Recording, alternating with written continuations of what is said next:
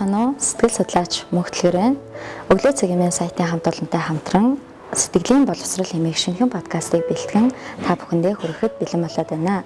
Манай подкастын зорилго нь олон нийтийн сэтгэл зүйн боловсролыг дэвшлүүлэх зорилготой байгаа. Нийгэм маань нэгж бие хүнээс бүтдэг, бие хүн маань сэтгэлийн боловсролтой байснаар нийгмийн уур амьсгал төдий чинээ эерэг таатай болох учраас бидний ажлын зорилго маань та бүхэнд сэтгэл зүйн мэдлэг мэдээллийг энгийн ойлгомжтой байдлаар тайлбарлан хүргэхэд оршиж байгаамаа. За ингээд юуны төрөн өөрийгөө танилцуулъя. Намайг Дорж бүрийн мөнхтлгэр гэдэг.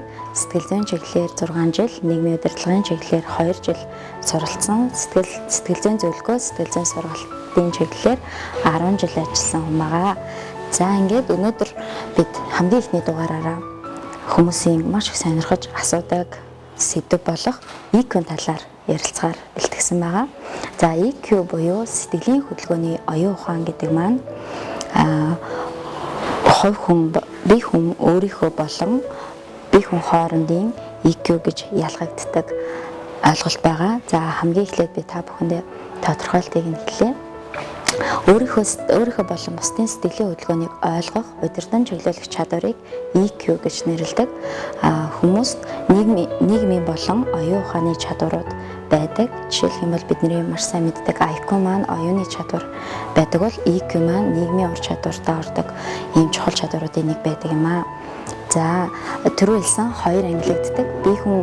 Бие хүний дотоодын болон бие хүн хоорондын EQ гэдэг. За тэгвэл одоо бүгдээрээ бие хүний дотоодын EQ-ийн талаар илүү дэлгэрүүлж тайлбарлаж өгье. За бие хүний дотоодын EQ маань өөрийнхөө сэтгэлийн хөдөлгөөнийг ойлгох, тухайн сэтгэлийн хөдөлгөөнийг удирдан чиглэлд хоёр задардаг. За ойлгох гэдэгт маань юу ордог вэ гэхээр үүний өмнө нэг зүйл тайлбарлахад бид нар аливаа зүйлийн хэлбэрт маш анхаарад агуулгыг орхигдуулах тал ажиглагддаг. Тэгэхээр манай подкастын одоо гол барьж байгаа зарчим бол хэлбэрт бус яг агуулгыг ойлгомжтой байдлаар тайлбарлахад оршин. Тэгэхээр цааш сартын дугаарууд маань ч гэсэн агуулгын талаар яг энэ ойлголт маань юу хэлж байгаа юм бэ гэдэг тайлбаруудыг нэлээд өгж авна гэсэн үг. За ойлгох гэдэг утгыг ярьлаа. Тэгэхээр ойлгоно гэдэгт маань бусдын болон өөрийнхөө сэтгэлийн хөдөлгөөнийг за би баяртай байна, би ууртай байна гэж таниад зогсохгүй таньсныхаа дараа тухайн сэтгэлийн хөдөлгөөн ямар учир шалтгааны улмаас үүссэнийг ойлгох буюу таних үнийгээ үгээр илэрхийлэх чадварыг багтаадаг. Өөрөөр хэлбэл ойлгох гэдэгт маань 3 хүчин зүйл орж байна. Нэгдүгээр сэтгэлийн хөдөлгөөнөө таних, тогтоох. Хоёрдугаар энэ сэтгэлийн хөдөлгөөн юунаас болж үүссэн бэ гэдгийг бас ойлгож таних. Дараа нь энэ сэтгэлийн хөдөлгөөнөө үгээр илэрхийлэх. Сэтгэл хөдлөл бол маш олон байдаг. Уур гэхэд нэг уур, бухимдал, уцаар гэд ингээд бүр задардаг. Тэгэхээр зэрэг яг одоо би ууртай байна, эсвэл яг одоо би баяртай байна, сэтгэл дүүрэн байна, сэтгэл хангалуун байна гэх мэтээр ингээд ялгаж таних нь маш чухал байдаг. За тэгээ ганц таниад зогсохгүй тухайн сэтгэлийн хөдөлгөөнийхөө шалтгааныг нь одоо таних, магадгүй танаас болсон юм уу эсвэл өөр зүйлүүдээс болсон юм уу гэдгийг нь таниад үгээр илэрхийлэх чадварыг ойлгох гэж байна. За тэгвэл удирдах гэдэг маань юу гэж байгаа юм бэ гэхээр сэтгэлийн хөдөлгөөнийхөө эрчмийг нь хянах буюу хит хүчтэй сэтгэлийн хөдөлгөөний эрчмийг бууруулах хэрвээ сөрөг байвал таатай сэтгэлийн хөдөлгөөнийг урт хугацаанд барьж байх чадвар.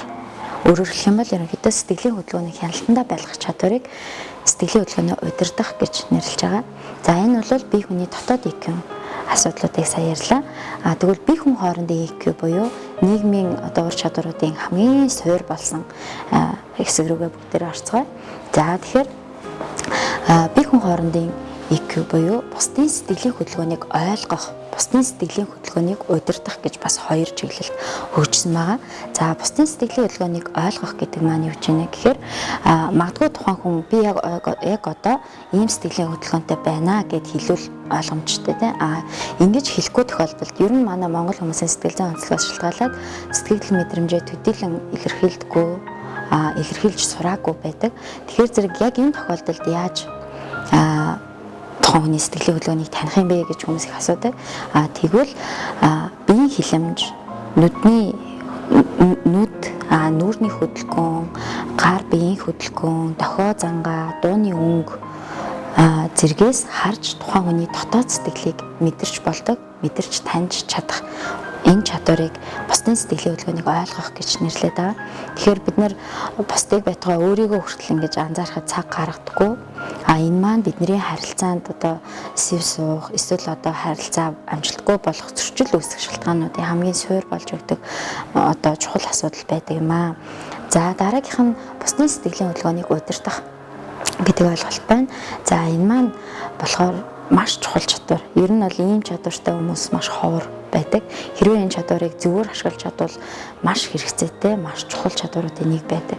Учир нь юу вэ гэхээр бусдын сэтгэлийн хөдөлгөөний эрчмийг нь хянах одоо таагүй сэтгэлийн хөдөлгөөн үүссэн байвал тухайн сэтгэлийн хөдөлгөөний эрчмийг нь бууруулж бусдынхыг ч тийм ээ өөрийнхөө биш бууруулах таатай сэтгэлийн хөдөлгөөн байвал түүнийг нь удаан хугацаанд байрахад нь туслах нөгөө талаар бусад хүнд өөрийнхөө хүссэн сэтгэлийн хөдөлгөөнийг үүсгэх, бий болгох тэр чадварыг бусдын сэтгэлийн хөдөлгөөнийг удирдах чадвар гэж нэрлэдэг.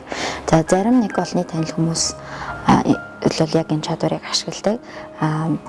Хэрвээ энэ чадвартай байхдаа зөвөр ашиглахгүй бол маш аюултай. Жишээлбэл одоо бусдад өөрийнх нь хүсээгүй тэр сэтгэлийн хөдөлгөөнийг үүсгэх чадвар гэдэг бол бас маш тийм нэг талаараа аюултай, нэг талаараа маш гайхалтай чадваруудын нэг байдаг. За сэтгэлийн хөдөлгөөний оюун ухааны ойлголт бол ерөөхдөө хамгийн товчоор энгийн үгээр хүрэхэд юм байна. Тэгээд сүүлийн үед IQ-гээс EQ илүү ч гэдэг юм уу нэг тийм хандлага ерөөхдөө орж ирж байна. За ер нь хувцас загварын одоо хандлагуудтай ижилхэн сэтгэл судлалын салбар жишээлх юм бол та бүгдний маш сайн мэддгээр хувцас загвартай ижилхэн сэтгэл судлалын шинжилгээ ухаанд ч гэсэн тодорхой нэг хандлагууд ингээд тренд болж гарч ирдэг. Түүний нэг адил EQ маань Америк нэгдсэн улсад жишээлбэл баруунд 1980-аас 90 онд маш их тренд болж исэн бол Оросын албаны улсад 95 оноос хойш одоо их хүмүүс сонирхож исэн судалгаа хийжсэн сэдв байсан. Манай нийгмийн хөгжлийн хувьд бол яг одоо хэрэгтэй байгаа яалтчгүй хүн болгоны сонирхож байгаа сэдв бол EQ болж байна. Тэгээд IQ-гээс илүү гэдэг ойлголт ерөөсөө байхгүй. Хүний оюун ухааны чадвар, оюун ухааны бус чадвар гэж байдаг тухай подкастын хаяханд дурдчихсан. Тэгэхээр IQ бол маш чухал ач холбогдолтой хэвээрээ байгаа. Нэг онцлог нь болохоор таны IQ 110 байсан бол түүнээсээ бол хэлбэлцдэггүй гэдгийг бүгдээрээ мэдчихэж байгаа. Харин EQ бол түүнээс ялгаатай нь хөгжүүлж олддог чадвар байгаа. EQ яг одоо та сэтгэл судлаачтай очиод EQ-гээ онцлуулад үзгээд хангалттай биш байна гэж гарахад санаа зовох зүйлгүйгээр хөгжүүлж болно. Сэтгэл судлаачтай, бусад зөвлөгч нартай магадгүй өөрөө биедан судлаад хөгжүүлэх боломжтой, сайжруулах, дэмжих боломжтой гороо маш тийм онцлог чадвар байдаг.